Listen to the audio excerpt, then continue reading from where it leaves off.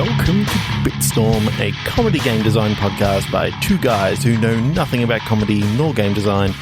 I'm Trevor Scott, and with me, as always, is Ben Slinger. Hello, Trevor. Hello. And hello, How listeners. are you? Oh, thanks for asking, Trev. I'm all right. You still feeling a bit nervous from our weekend? It's done. It's done now. There's no. And the listeners nerves. have already heard it. The listeners have heard it. We are referring to last week's episode with Adolrify, which was absolutely a huge highlight. And thank you again, Adol, for coming on.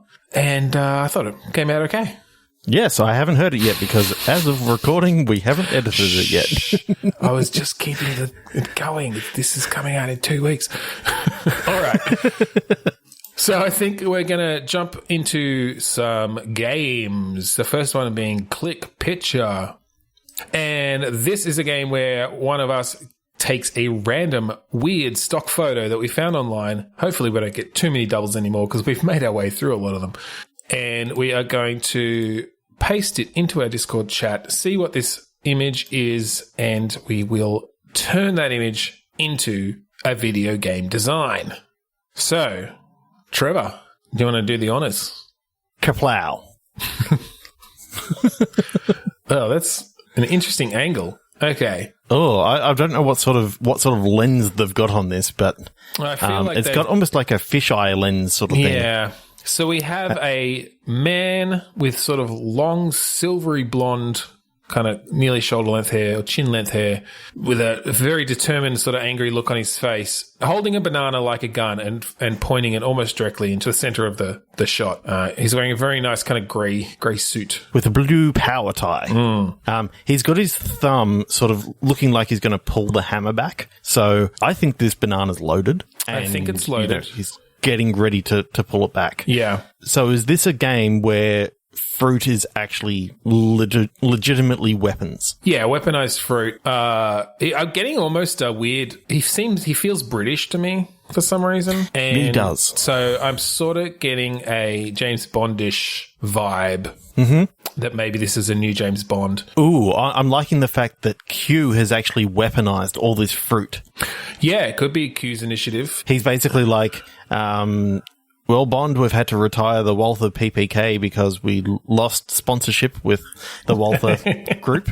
So I've gone and created my own weapons, and it's because I love fruit. It's all fruit. We were approached by the fruit lobby. They want more people to eat fruit. We thought you being a, popular brand, popular name, this is sort of taking it out into the meta space since presumably people within James Bond's world don't know who he is. But we are partnering with the fruit lobby and all of your new weapons are fruit based. Now, is the mission he's on also something to is part of it that to blend in he needed fruit? He's got an office. He's doing, for the first time ever, he's doing sort of like a corporate espionage sort of thing. Like they've basically said to him, yeah, the whole day of run and gun and all this sort of stuff is over. You're going to have a corporate job and you've got to investigate and find out what the fuck is going on in this building. Presumably this is part of the mission is there is some sort of fruit mogul who, billionaire, multi-billionaire, and has dreams of power and grandeur and is doing shifty shit to get there. Yeah, I'm imagining, this rather large corporate building that, this corporation has control of computers, it has control of, phones, it has control of all these different things. Kumquat is seen as one of the biggest sort of corporations on the planet. And so James Bond has just gone into Kumquat with a fruit bowl, as an intern? No, I'm thinking he's gone in there as one of their higher ups. Okay. He's basically been headhunted, come in as a recruitment officer or something like that. Is there someone on the inside of the company who is sort of facilitating this to bring him in, like they're a whistleblower of sorts, or has he actually had to work his way into the industry? When you think of corporations, what particular area would know everything going on in the business? HR. That's right, HR. So he's come in as an assistant to like the human resources manager or something, like executive. Yep. Okay. So he's up there at the very top. But the whole game is literally you're going through like resource files. Like you're going through resources, you're going through recruitment, you're going through like different interviews, trying to figure out who the the bad kumquats are. I knew you wanted to make an Obra Dinn style game this episode, but I didn't know you were going to do it right off the bat. Well, I'm thinking more Papers, Please, actually. You're trying to match up. Like, but then Look, again, I think there's a bit of that. I don't think we want to move too far away from some of the run and gun stuff. So I agree. I think when you start, you're coming into HR, you've got your backstory a bit. I'm picturing first person. Oh, like, yeah. You know, so you've got a bit of like Deus Ex-y sort of Prey type stuff going on where there's a lot of exposition up the front. It's like, again, as we like to do, sort of starting with a bit more of the mundane. So you're learning the job. You're having to actually like perform the job a little bit and go around and talk to people. You're having to sneak in and put that little USB dongle into someone's PC to get control of that PC. Yeah. So there's some timing based stuff of like, they've left to go to the toilet or whatever. Okay, I got to be pretty quick. You can fail it. And then you've got to talk your way out of it as to why you're actually in there. And it's like, if you can come up with like a HR reason as to why you're actually in the CEO's office, then you can be talking to the CEO saying, this could be. So there's never been a James Bond RPG. I like the idea of this being a bit more of a, I mean, again, like Deus Ex sort of style thing where, or maybe a bit like a Vampire Bloodlines, or I'm just trying to think of other sort of first-person RPGs. Not Skyrim-esque, where it's sort of completely open, but more you've got stats and you've got, or like even like a Cyberpunk 2077, like what that looks like it's going to be, where there's a lot of different sort of paths you can take to do things, and so you could put more points into run and gun style stuff and like precision and weaponry. But what that really helps you with is getting between floors as you're parkouring up like staircases and shit. Yeah, well, they could be your athletic skills and your acrobatic skills and parkour skills as well. But then also like your speaking, like your speaking skills and your persuasion skills and that sort of thing. So I'm kind of picturing this as you're the next Bond. You're the next 007. At the start of the game, they basically say, okay, so the last 007 was killed. You are now 007. Here is your background. Your name is James Bond. And basically we explain straight off the bat that if you're assigned 007, you're assigned this identity. Yeah. And there have been numerous Bonds before, and that's why all the movies had different Bonds in them. The James or Jane Bond. Yeah.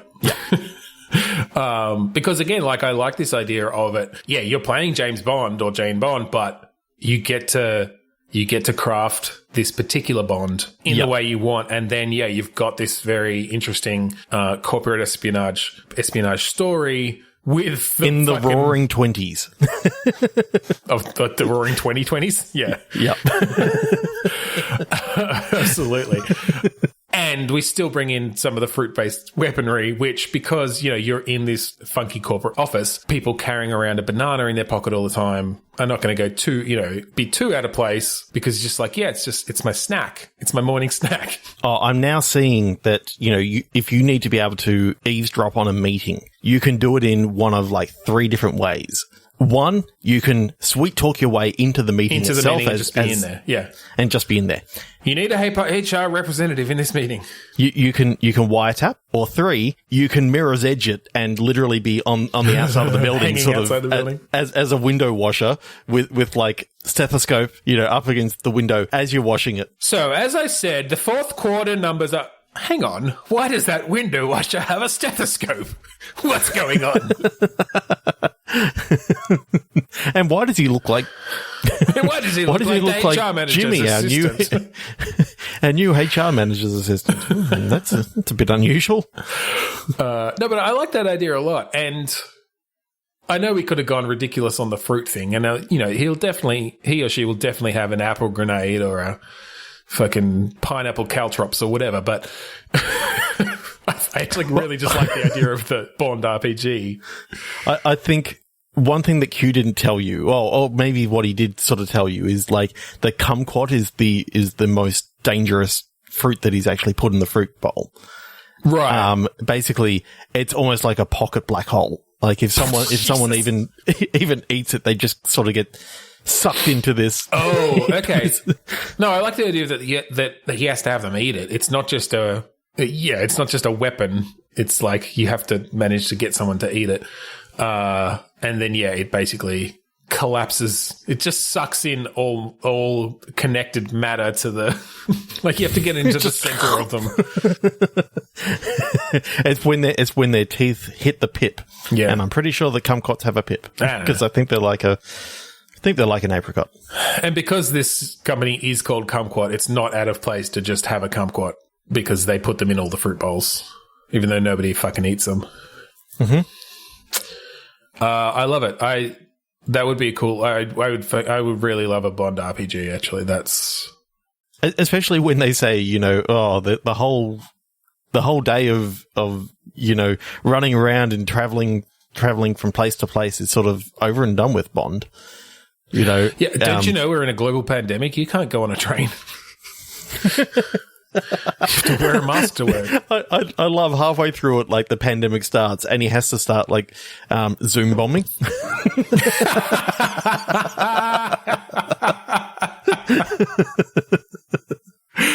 Choose your background carefully, Bond. You need to make the right impression. Yes, Moneypenny. All right, I think let's move on. I fucking love it. So our next game is a game very similar to the last one. In fact, we do these out of order because Click Picture doesn't make sense outside of the context of this next one. But this is Click Pitch, where we each have a random word generator in front of us. Actually, a random phrase generator because we are doing ramped up Click Pitch. And this generator will give us each an adjective, noun, phrase, and we will jam them together into a game design of the video description, or at least the digital game description. So let's do it. 3, 2, 1, click. Okay. Spare specific. I have flowering, dyeing, but D-Y-E-I-N-G. So to dye something a color. I'm liking the idea of using flowers to create different colored dyes. Mm-hmm. Yes. I think that fits in quite well. And I like the idea of having to create a specific like color. So it's within a certain range that you're trying to create this color. Is this some sort of puzzle game? Even if we break it down to that level of you have a certain number of flowers of different shades and you are having to sort of figure out how to then utilize those to create the specific color. Yeah. And you may not have to use them all, hence spare. Yeah, you may have a spare. And it could be sort of like, it's not just, this color mixed with this color makes that color. It might be, okay, a certain type of flower, like, is 2 times more powerful than, like, in its sort of, in the way it applies its colors than a different type of flower. So if you use, this purple daisy, I know that's probably not a thing, but whatever, but you want to lighten it, you want that lighter shade of it, then you're actually going to need, 3 times the number of the white roses or whatever because they're not as powerful or something. Like they don't apply as much. So do you need to know things about the color palette? Like there's certain colors that go against other ones. Like there's opposites. Yeah, like so the opposite to purple is yellow. So if you add yellow to the purple, you actually start really diluting the purple, and you can actually bring it to white if you put the right sort of level, but otherwise it sort of softens it. I think the game would have to teach you, obviously, as you go. You can't come in expecting them to know, full-on color theory, but it could be a good opportunity to teach that in some way. Yeah. Because that could be a game all the way itself. And I could see almost a Zachtronics style game of of like really in-depth mixing of you end up with these grand combinations and you might sometimes have to make like one color solution out of these 3 flowers and then mix that into a separate color solution because, you know, you can't just throw them all into one big vat to get. You don't want color. Brown. Yeah, well, exactly, right? Or we could extend it out and put some sort of narrative or like world building wrapper around it where you are perhaps even having to go and find these flowers once you know what you're looking for. And then it's sort of a scavenging / even growing game along with having to create these colors. I'm sort of seeing this as like a mobile game. Okay. But with some scavenging stuff in there as well. It's sort of like one of those games that you get an order and they want this particular dye because they're dyeing some pants and you need to go out and go, okay, to make this, I think I'm going to need some red and purple. Okay, these are the flowers that are in bloom right now. Which ones can I use? This one's more potent, as I found out before. Well, that could even be, I like that idea of it being a mobile game because as a game about growing, like if you sort of have to cultivate your garden as well as part of this, then like by the nature of a mobile game, it's often something you want to just come back to for like 5 or 10 minutes, either a few times a day or once a day or whatever. And so you've got a timer on it. It's like, okay, I've got this order coming in or something like, I know that maybe you have to look at like the seasonal trends or something. I know that these shades are going to be popular, in the next season, so I'm going to plant now. So you can plant them in your garden and you got to keep them watered, and if you don't water it enough, like you don't come back to the app enough, yes, your crops die, and then all of a sudden you're going out and having to explore again to try and find something. Yeah, exactly, or at least buying them with real money, Oh, fuck yeah. We're if it's all a mobile about that game. cash. But yeah, I could see that working out. And I mean, in the meantime, you'd want to give the player things to do on that daily basis rather than just come and water their plants. But maybe you've got they can be building up their stash of different flowers, but maybe they go old after a certain time, so you have to actually be making some of the dyes, and maybe you're getting like other orders in the meantime that you're having to fulfill in other ways or based on what you've already got. Mm-hmm. Yeah, that could be really cool.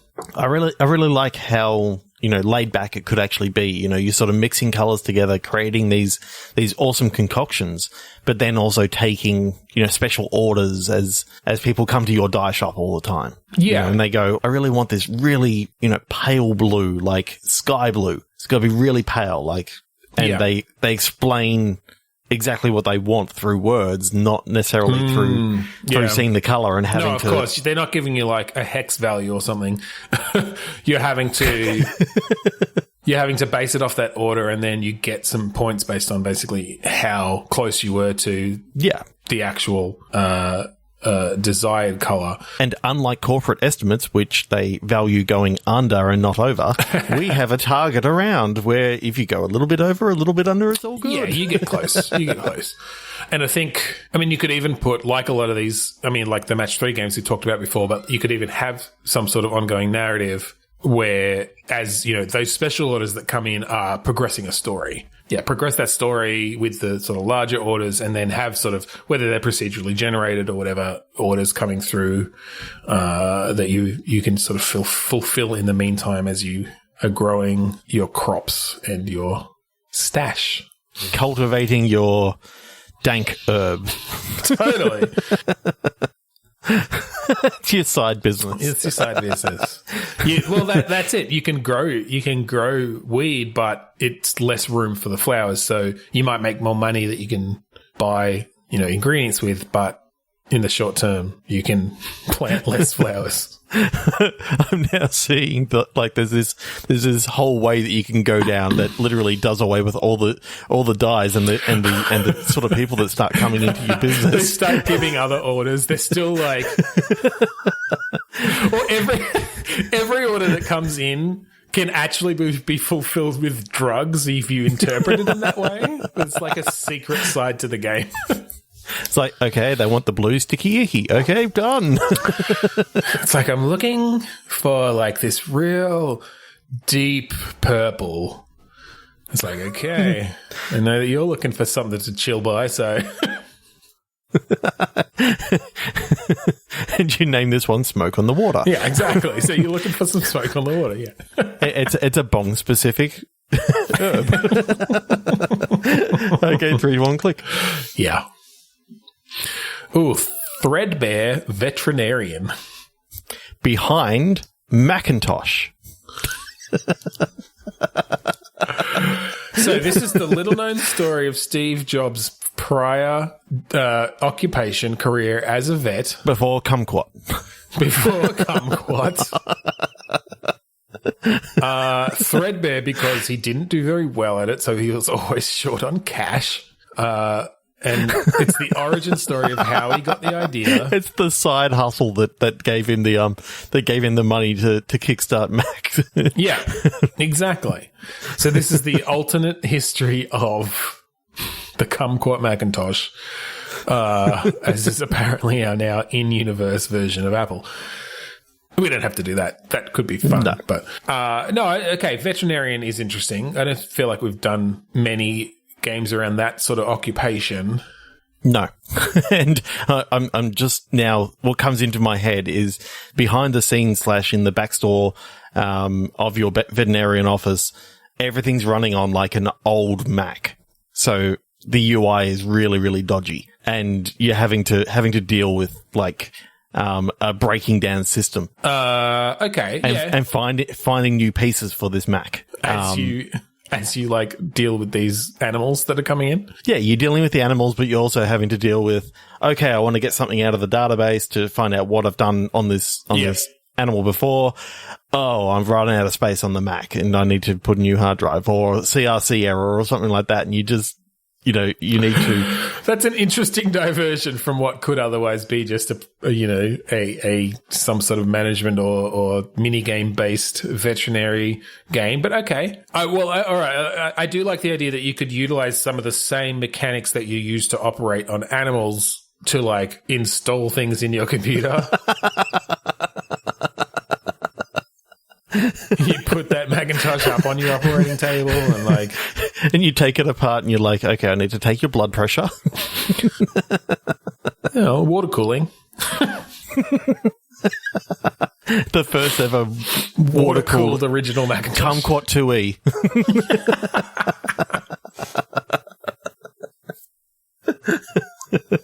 All right, so having that as part of it, that's fine. What's the main kind of game we're talking about here? Is this a kind of if you do really badly, it turns into a taxidermy simulator. Oh God. Is this comedic? Is this serious? Is this realistic? Is this 100% dramatic? comedic? Okay. Are we talking animals that come in with made up maladies then? Yeah. Okay. So you get the dog who comes in with 5 legs. With 5 legs. He grew an extra leg. I don't know what happened. Happened overnight. It's just paper mache. You just came in here to get the free chocolate. That's what you discovered. So each animal that comes in, is there just sort of some investigation? Like there's maybe different phases, like diagnosis phase, treatment phase, depending on the illnesses. For some reason, I just pictured like the announcer from Super Monkey Ball going, "Ready, go." I mean, you could almost diagnosis do that. phase. I mean, what was that game? There was a DS game that was a Trauma Center, or I think Trauma Center is what I'm thinking of. Where it was that like you've got a certain amount of time, and it's this sort of real, almost reflex based or skill based, time based gameplay as you're having to do certain things in certain order and stitch things up and put the right stuff on. And I think there's been multiple games like that. So a bit more like that rather than like a surgeon simulator, which is just kind of over the top ridiculous, although fun in its own way. But yeah, okay, I could see that. And then, I like that idea of putting that across to working on your computer as well. So you've got a different set of tools It's like, all right, pull out the screwdriver. You got to like screw, to take the hard drive out or whatever and pull it out. It's gently. A punch card system. Jeez, how far? I feel like you keep taking that further and further back into more primitive technology. I just got in my head like hanging Chad, and I was like, oh, you got to check those Chads and make sure that they're not hanging. No, that's just one of the illnesses that like the cat came in with. Oh, yeah. I've seen this before. 100 times it's a hanging before. Chad. It's a hanging, your cat's got a hanging Chad. You just gotta pull those off when you find them and he'll be fine. Just don't let him eat them. Like they like to eat those Chads once they've come off afterwards, and that'll make them sick. Don't do that. Put them in the garbage. 3, 2, 1, click. All right. Okay. Unemployed sky. Quivering amenity. I mean, I immediately went to a world that has had its atmosphere literally stripped off. So therefore, the sky is no longer there, hence unemployed. That's unemployed. Okay.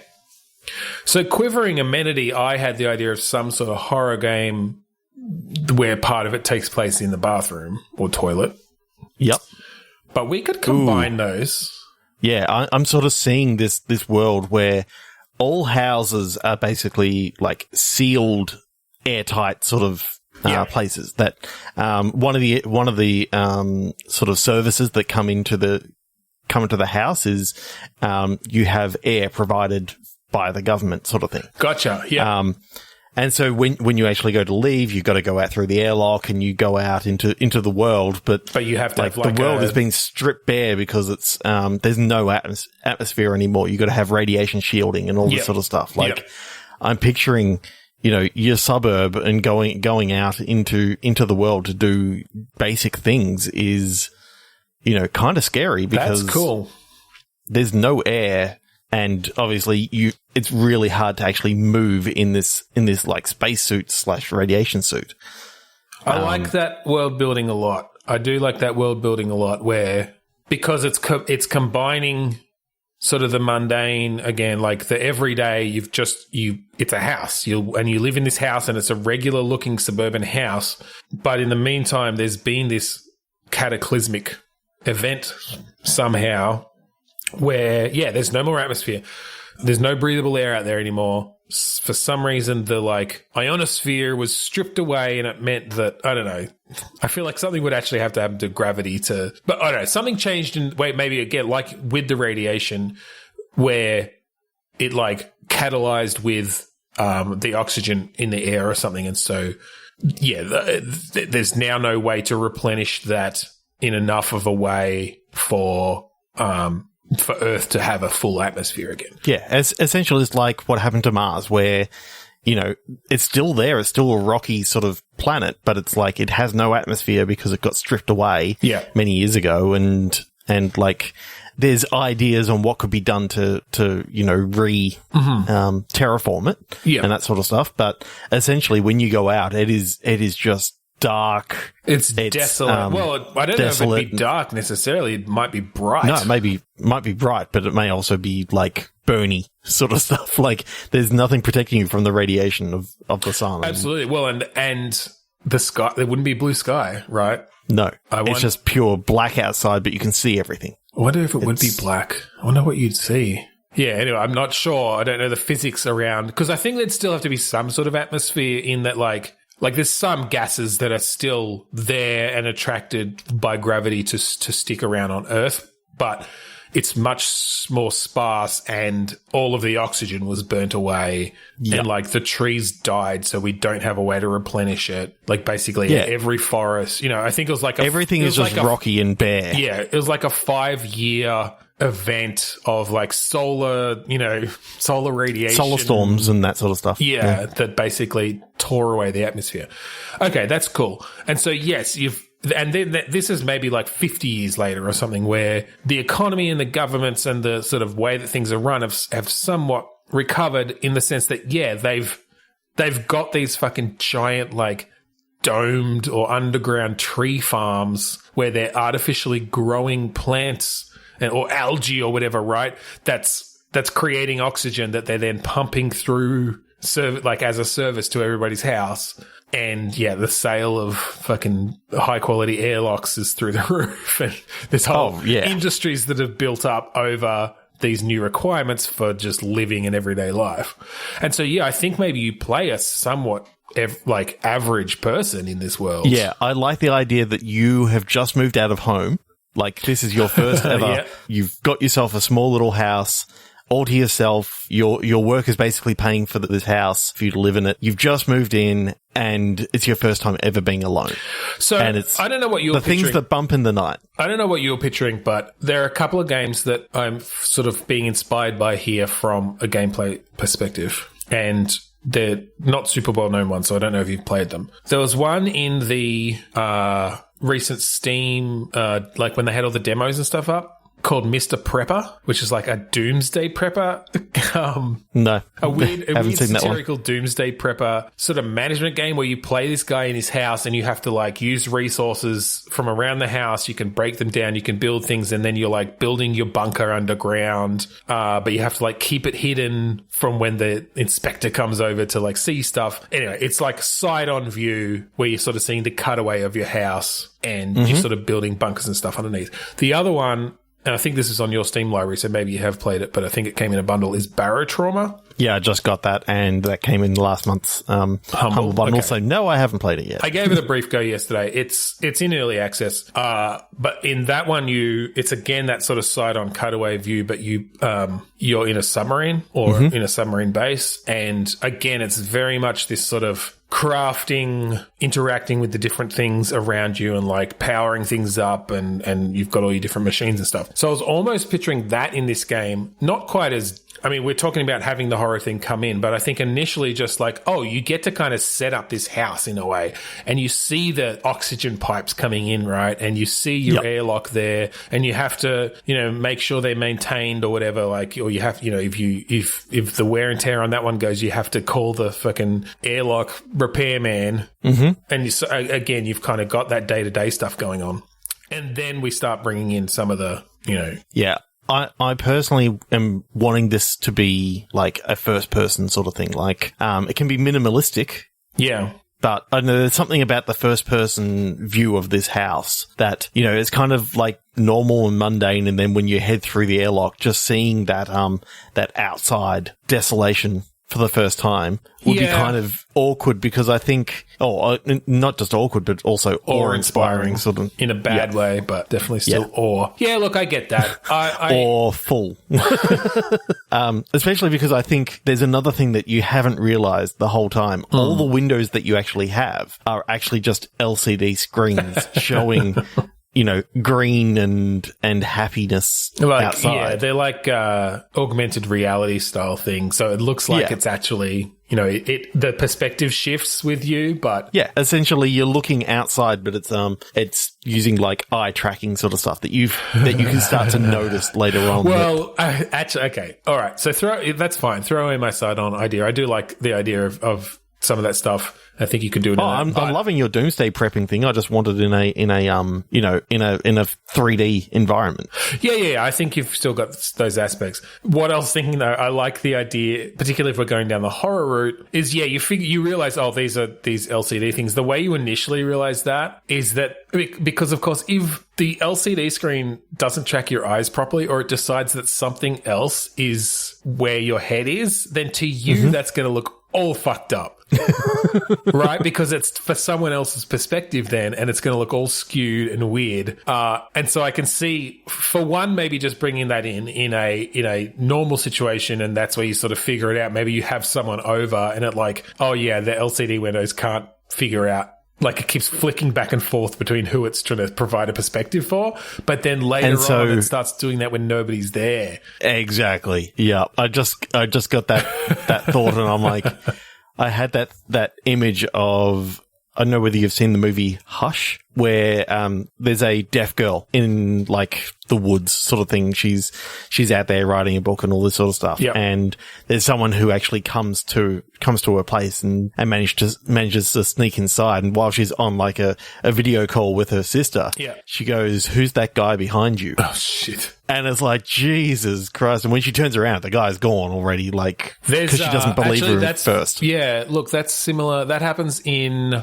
what's it called? There's one of those movies where everything takes place on the computer screen. Yep. And I can't remember what it's called, but it's the same sort of thing where there's a deaf girl and she's like stopped paying attention to him because she's mad at him. It's like her boyfriend, but he knows that there's someone in the house behind her, and like you start, But yeah, no, I like that idea of that could be one of the clues that there's another presence in the house with you or something. And then, you can do some really cool stuff with, I mean, you can make it really claustrophobic, especially then with the oxygen supply being a factor. You're only paying for oxygen for one, yet you're actually using more oxygen. You know, you can up it for when you have visitors over, but you don't want to be paying for two persons worth of oxygen all the time. That is not out of the realm of possibility in the runaway capitalist society, but I think it's more that you start getting alerts that like you're using more than your standard. So when you do have that person over the first time, that's another indicator of like, you know, you've got the weird LCD windows that fuck up, and also, you know, you get a little thing on your phone or something of like, you know, you're using, you know, an average of 1.97 people's worth of oxygen right now, and you will be charged accordingly at the end of the month. And so please remember, we always want to conserve our oxygen. Oxygen is life. But exactly. But can you imagine that, like, you're home alone, you start getting those alerts, and at first it's like, you know, 2.03 people, and then it's like 5.4 people, and then it's like 376 people's worth of oxygen, and your oxygen, like your pump can't keep up with it, and you start getting alerts of like the oxygen is getting thin. Like, that could really build up the tension so well. Oh, yeah. I love that. But the good thing, like, going back to when I first played BioShock and that sort of stuff, and there was a scene where you went into like the dentist's office, and you know, you sort of go in there and you see an empty chair, and then there's some mist, and then you see a corpse in the chair, and it's kind of a bit weird, and you go over to the dentist's like desk, and as you turn around, there's like a guy just standing there. Yeah. And the whole thing that I love about the first person view is you can only see what's in front of you. You cannot see behind. But if you've got great sound design. Yeah.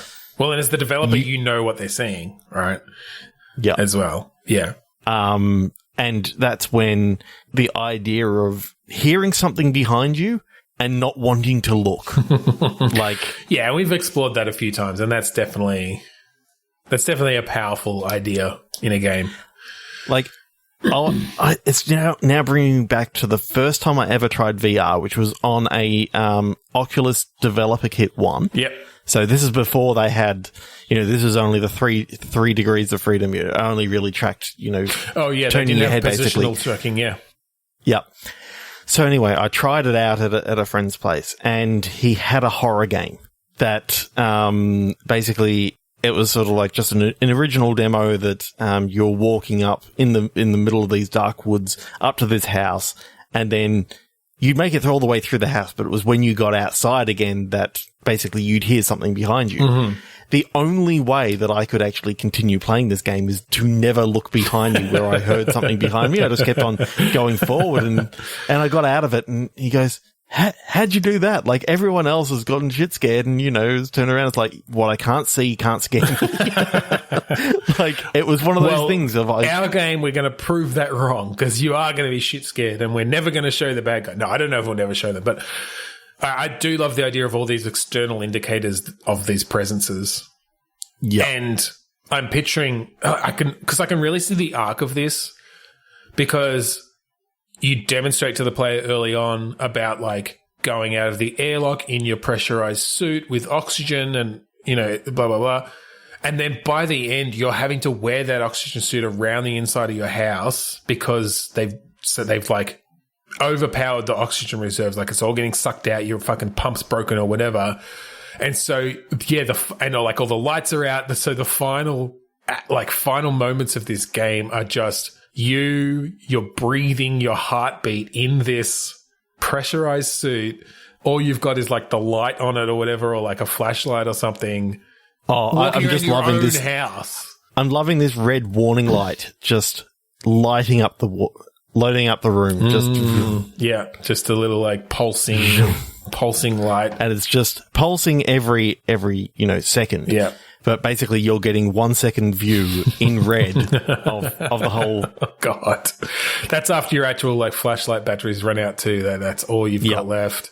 Your oxygen's running low, and essentially, what you're doing is you're looking for that leak, because I think what you kind of end up working out is someone has sort of sabotaged your house, and a lot of this stuff is literally oxygen deprivation. It's oxygen deprivation or whatever, and it's all in your head. But basically, there's a small leak that has been draining all the oxygen out continually. Yep.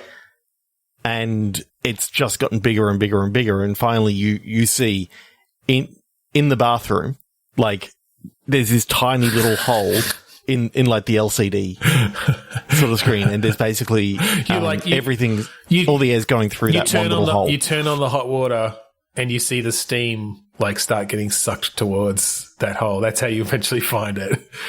And because essentially it's basically, it's almost a vacuum out there. So of course everything's sort of going out very fast through this one little hole. I fucking love that idea of ramping up this tension, never showing the presence, the whatever it is. I don't know how you'd explain the LCDs fucking up, unless otherwise it's just they're faulty in some way. But or like maybe there's like there's a poster on the other side of the wall and it detects a face there. It's basically like if you've ever used your phone and taken a photo, and it's like picked up a face, but it's a face on a photo. I've seen that happen a few times. Yeah, absolutely. Or like when Facebook tries to tag like your nostrils and your mouth as a face or something because it thinks that it's two eyes and a whatever. It figured out the facial recognition's fucked up. But yes, I love that idea of the final reveal is the reason you were using 300 people's worth of oxygen is because that hole was getting bigger, and by the end you just find it and you're like, oh, fuck, okay. And it's all about the perils of living alone and out in the world for the first time and owning your own house. Yeah, and how different it would be in the fact that, had you not found that leak. And I'm picturing that it's basically you've sort of skipped over, that the house, how to keep your house sort of well maintained and that sort of stuff.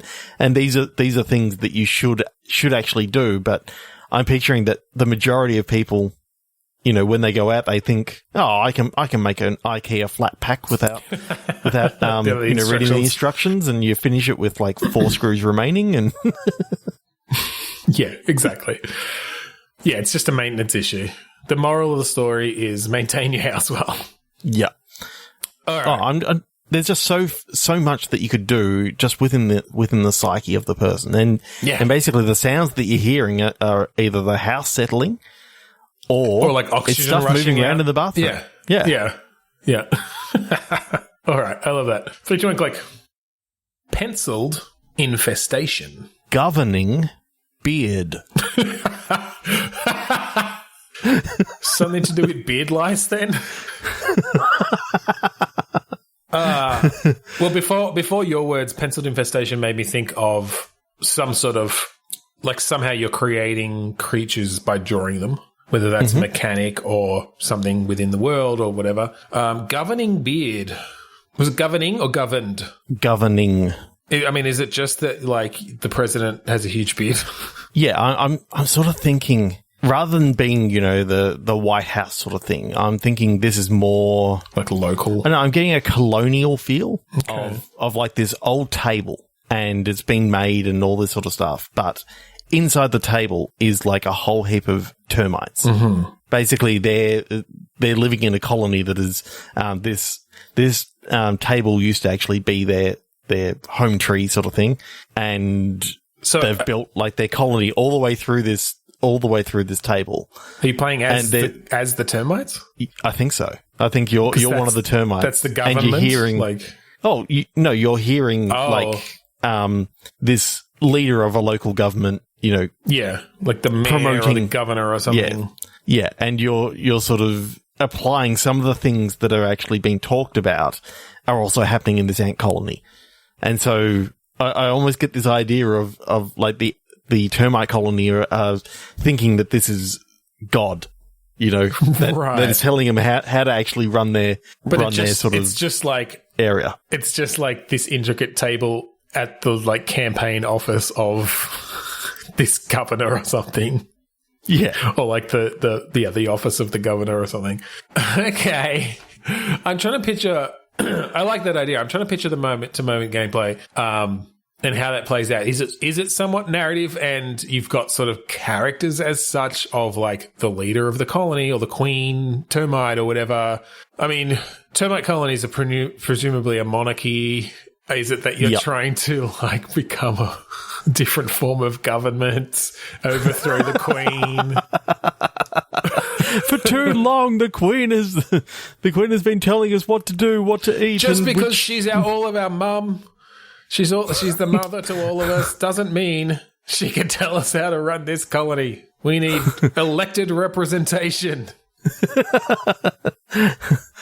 And you're hearing, you go out and sit out on like the you've broken through to the surface and you sit out there and you see this big like mutton chop beard sort of thing with this colonial sort of hat, and it's like there's a bigger world out there than just this colony. And well, I kind of it doesn't even have to be where they don't know where the voice is coming from. It could just be they're all being inspired by what's going on in the world around. Like they know that they're a termite colony living in a table, but they're hearing like this rebellion within the colony has picked up on all of the rhetoric and the ideas from like this governor or whatever. Yeah. And I mean, I think I feel like a lot of this is coming because of the like recent Hamilton revival, because of the Disney Plus thing, because I'm getting very Hamilton vibes and like I may have just been listening to Hamilton Disc 2 while making dinner tonight, so it may be coming from like cabinet battles and all that sort of stuff. Yeah. He's sitting out there on the on the table wondering, I shouldn't really be eating this table because it's my home, but how can I say no to this? And 3-1 click. We'll do one more. All right. One more and then final click picture. Yep. Ooh, this is cool. Okay. Bizarre sender. Inflatable bookcase. Wow. I feel like this is a game set at the head office of Wish.com. I love it. Or in like their warehouse or something. Is it some sort of weird like procedural generation thing where you have to like, or just you have to come up with the weirdest shit and somehow see what the limit is on what you can sell and you never reach it? Yeah. And I just love the idea of taking like an adjective and a noun and having to put it together, and that's what you It's Click Pitch, the corporate simulator, the like run your own, store based on Click Pitch. But it's specifically, adjectives that can literally be for things. Yeah. So it's a curated list of adjectives and a curated list I'm kind of like of sexual objects. That's all Wish seems to actually do. Well, the thing is, yes and no. That definitely would come as a factor of this random mix of adjectives and objects, because some of the weird shit on Wish is only weirdly sexual because it's a glove with fucking tentacles or whatever, like whatever they fucking come up with. It could just be a glove, but because it's weird and latex and covered in, suckers. Ribbed for her pleasures, yes. Yeah. So, yeah, they got ribbed glove and... and that's what they made. So I'm almost picturing this as like a Scribblenauts style thing where the adjective is applying an effect to that. Like you can literally have thousands and thousands, if not millions of combinations based on what we've managed to put into this game. Mm-hmm. But then it's about selling it in some way. So like, what's the selling side of it then? Is it just, okay, you've got a new product to sell and the game goes inflatable bookcase, or it goes, rubber hat. I don't know, whatever. Right. And then you have to somehow figure out a way to sell it, or I don't know. What this feels like is a Jackbox game where you have to come up with the sales pitch, like a one-line sales pitch for an adjective noun product, but the game itself is able to sort of create a picture of it, like create the picture of it based on those combinations procedurally. Yeah. Or it's one of those things that you've got to actually draw the picture based on the words that it's given you. Okay, so this could be a bit of a TKO style thing where instead of t-shirts, you're making wish objects. People put people put a bunch of sales like phrases or whatever that without having any context for them first. Give me a reason why you'd want to buy this, or like a one-line description about a product or something, and then someone else is drawing a product. Yeah, again, maybe based on this like adjective noun or some sort of random generation, and then it's combining them, and you're voting on the best combinations. Yeah, and they're going through a bracket system in that same way as TKO. TKO does. Yeah, that'd be cool. I love it. I like that a lot. That'd be really fun. Are you listening, Jellyvision? Go find an image. Okay, so we're going to play one last round of Click Picture to finish out the episode, and here we go. 3, 2, 1, enter. Shazam! There is so much going on in this picture. Why is this car sideways in traffic? So okay. Why is this? Okay, let's describe the image so people know what we're looking at. So you have a man, flannelette shirt, sort of pulled up to his sleeves. He's in the driver's seat of a car in the US, presumably because the steering wheel is on the left. You can see, and they're driving on the right-hand side of the word on a highway, but he is perpendicular to the other cars, and also offering you, presumably as the viewer, a beer. Yep. Which is open, and I guess he's had a few, which might explain why he's perpendicular to the sideways, rest of the traffic. Why do I get the feeling that this is like Uber Simulator or something like that? Or bad, like horrible Uber driver, like Uber Trip Simulator. This is full service Uber or whatever, and it's got to the point where you've got to literally be providing like drink services and all this sort of stuff in your car, right? To coax passengers into the car. I could see a game based around being a gig economy driver, an Uber driver or a Lyft driver. Yeah, not using those exact. No, you come up with your own. Because we don't want to get sued. Luba. Luba. Lube Mobile will come to you. 13, 32. Fuck, they've come up with a good jingle and you can still remember it like 25 years later. I'm getting kind of like a Crazy Taxi vibe, but for the raging 20s. I don't think full on Crazy Taxi. I don't think that manic and that like time based. I'm picturing almost a bit more of a narrative sort of thing where it's like the passengers that you get in your car, you're sort of hearing their stories, and maybe it's a bit like, what was that game? Was it Night Call? Where you play the taxi driver? Haven't played it. I've played the game Quarantine, where you're a taxi driver that was destroying people. Yeah. And we have talked about that before. We have. No, I'm thinking a bit more of a slow paced kind of thing, or narrative, like a narrative sort of thing. But at the same time, yeah, you're having to like upgrade your snacks and different things and make sure that you get a high enough score to be able to get jobs. And you've got your app on your phone that comes up to give you your fares. But you start getting repeat customers and you hear a bit more about their lives and, put it down that route a little bit. Yeah, I kind of love the idea of driving while also navigating conversations. Yeah, yeah. You've got pretty intricate driving with the controller while also having to sort of navigate what options you want to talk about, and also serving. Oh yeah. Because I'm thinking with VR, you've got things like, they're in the back seat. If you want to see them, you have to look in the rear vision mirror and not look where you're going. And that can be a risk. But at times, like, you may need to, or maybe that's even where you select your dialogue options or something, is up on the rear vision mirror. Yep. When you look up there, it brings up the dialogue tree, and it's not just that you can look up there; you have to actually move the camera, because it's basically the middle of it's selecting hitting it in that way, and it brings up your dialogue options. And if you don't answer, they get pissed at you.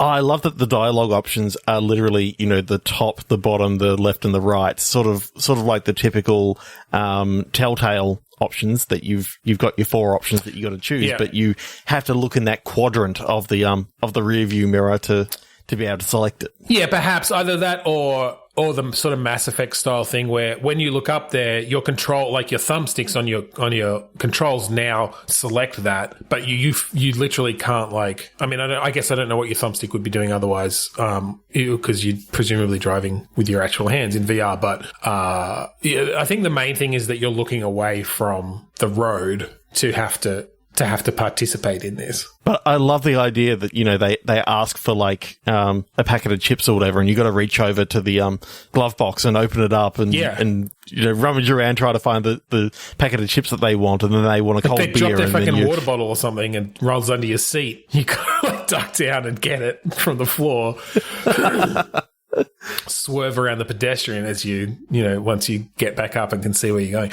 I think a game where you're really playing with driving and distraction in VR could work really well. Yeah. That's kind of a bit creepy as well, having to try and, control the car while also, making your way to the destination. The world has to be big enough that, you're sort of able to drive to the place, but there's also enough traffic around that you're... Oh yeah, I'm thinking sort of full on traffic and pedestrian simulation sort of stuff going on where there's a reason you have to pay attention to the road.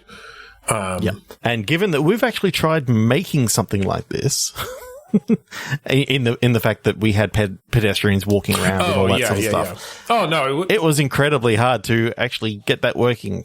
It'd take a lot of work. But just from a thematic and a mechanical point of view, I feel like there's some really cool stuff you could do there with distraction while driving and having to kind of use those real life skills of driving, while the story effectively is going on around you. That's cool. That is very cool. Okay, that does bring us to the end of tonight. Yeah, let's end it there. Thank you for joining us this week on Bitstorm.